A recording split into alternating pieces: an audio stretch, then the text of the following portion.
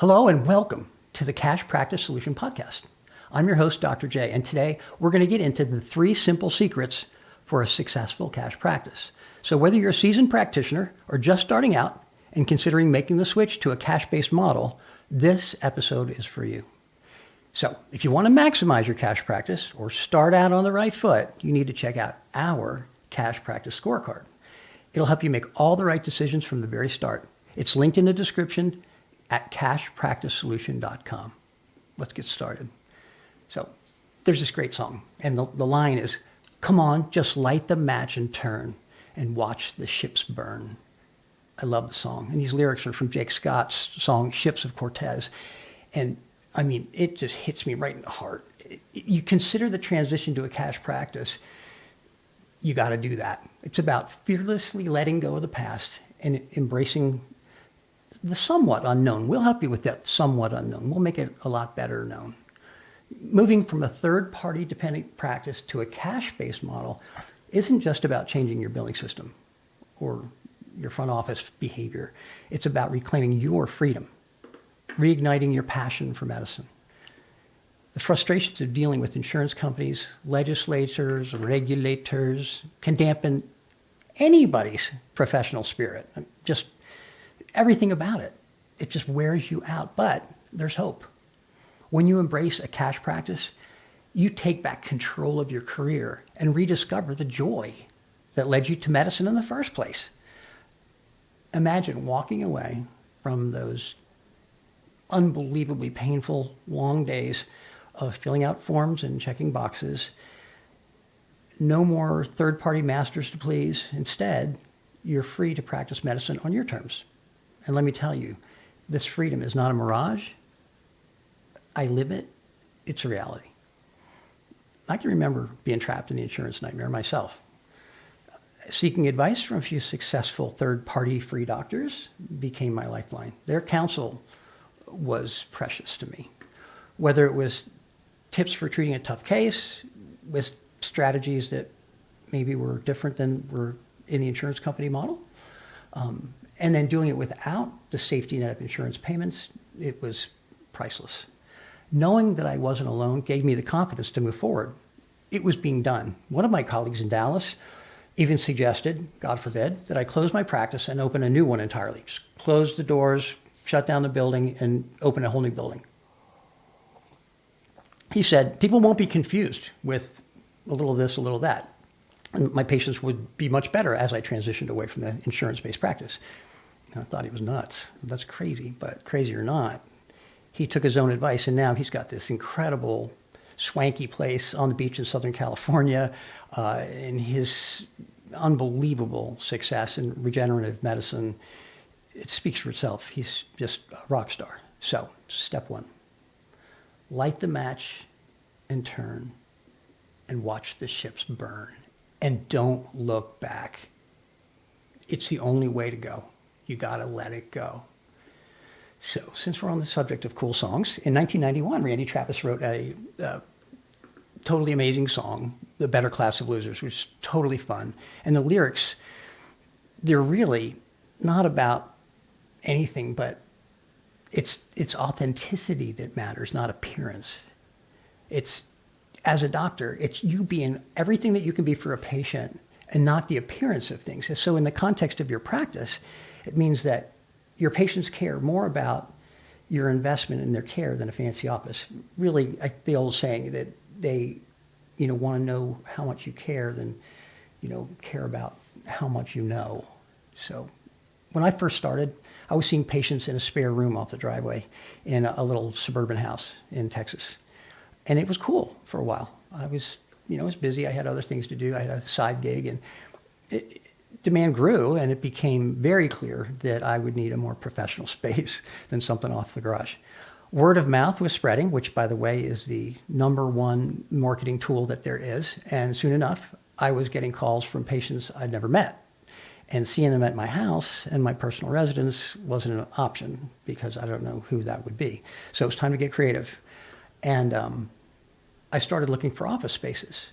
But nothing really was kind of exactly what I wanted. It didn't fit my criteria.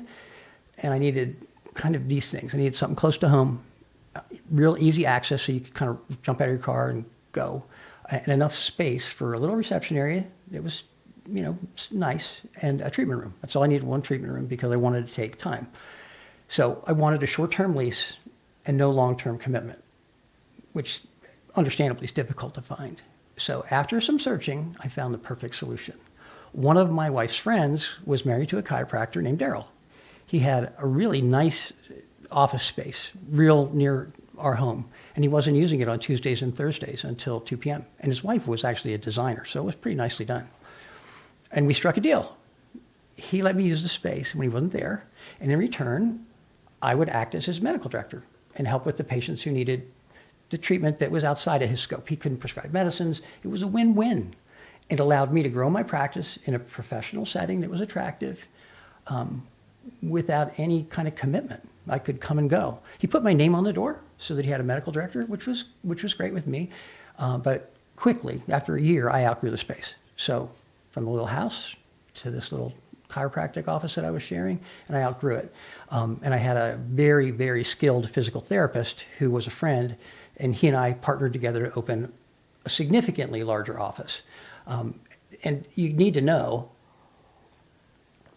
despite the fears that we talked about before, cash practices tend to grow very quickly when you're committed to listen to your patients, learn their stories, and love them up. They grow. And before long, I moved into my current 4,000 square foot space, which we use every square inch of, and we're very, very busy. So remember, when patients want your care, that's what they want. They don't want their fancy flowers and decor as much as they want your care. So the old saying, they want to know that you care more than care what you know. So be resourceful. Prioritize relationship over appearance is step 2. And finally, my age is showing, the Beatles song, All You Need Is Love. It's a timeless truth for, I guess, life in general, but especially for building a successful cash practice. Patients want to be known and loved. It's more than a feeling. It's not a romantic thing or anything like that. It's a decision that you make every day as a practitioner. Commitment to your patient really is what it's about. Love's a commitment. When patients ask, what would you do if this was your mom or your dad or your best friend? They're asking for the reassurance that you care about them on a very personal level. They want to know they're not just another number or a case, but someone that you really care about. The doctor-patient relationship is at the heart of quality healthcare. I mean, it's the nub that everything runs on. It requires time, interaction, and understanding. And when you know your patients, you can care for them in a way that transcends all other clinical treatment.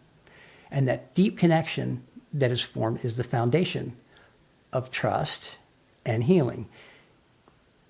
All those beautiful thoughts and all that really solid philosophical root also produces an incredible loyal patient base that provides you with a very, very good, successful practice financially. So practicing medicine in this way requires commitment. The world is full of distraction and demands, and it's easy to lose sight of what's important. But if you keep the patient at the center of the decision, you'll find your practice thrives. Patients will flourish in an environment where they're loved and cared for. So this is a really good story. Dr. Abram Hoffer, who was a kind of a sort of hippie sort of doctor, I guess, because he worked in the mental health field as a psychiatrist, and nobody thought that nutrition was a big deal. And he was just a hero in that world. And he had a schizophrenic son who he treated with niacin, and his son recovered. And he said that nutrition was very important. Science was very important. But his number one criteria for psychiatric recovery was that a loving home life was the number one factor for recovery.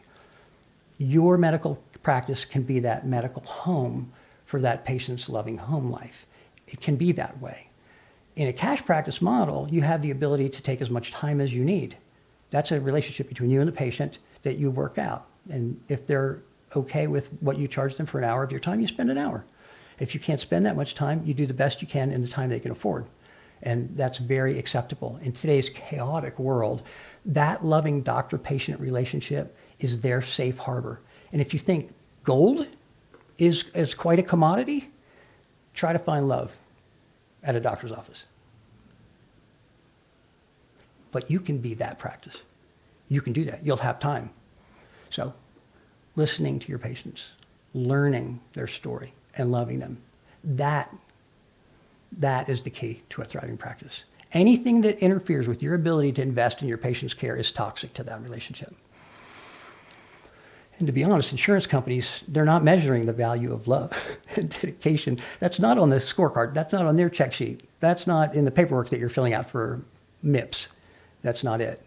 But your patient understands it. And that's why the transaction in a cash practice should be that natural extension of the love and care that you provide instead of a third party getting in there. They can't understand it. They don't know what it is. So the third and final secret, love your patients. Invest in them.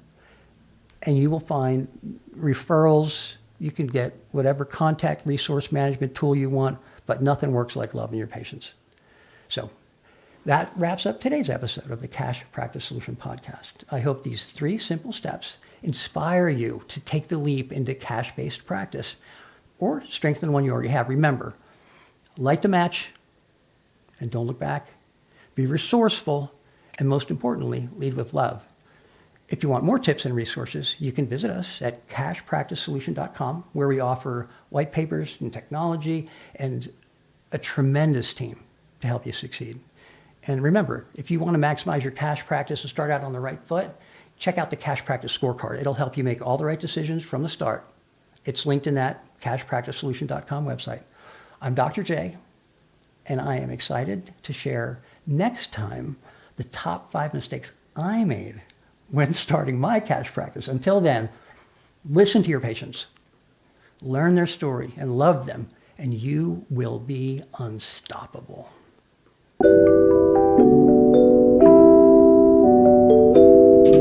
Thanks for joining us. And if you have enjoyed today's conversation, be sure to hit subscribe so you don't miss out on future episodes packed with insights to help your cash-based practice thrive.